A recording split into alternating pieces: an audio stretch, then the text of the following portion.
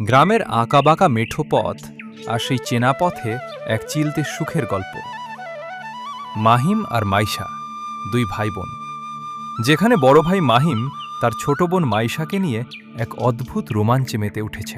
বড় ভাই ভ্যান গাড়ির হ্যান্ডেল ধরে বীরের মতো বসে আছে, আর পিচ্চি মাইশা, সে তো ভাইয়ের সাথে খুনসুটি করতে ওস্তাদ। কখনো হ্যান্ডেল চেপে ধরছে, আবার কখনো ভাইয়ের কোল ঘেঁষে দাঁড়াতে চাইছে।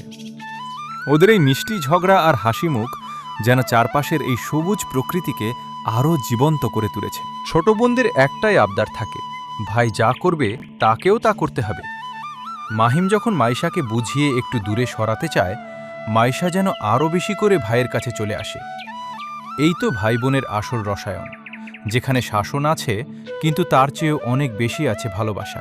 কাজের ব্যস্ততার মাঝেও গ্রামীণ এই পরিবেশে ওদের ছোট ছোট আনন্দগুলো সত্যিই অসাধারণ। শৈশবের এই দিনগুলো হয়তো একসময় হারিয়ে যাবে, কিন্তু ভাই বোনের এই অকৃত্রিম ভালোবাসার মুহূর্তগুলো স্মৃতির পাতায় সারা জীবন অমলিন থাকবে।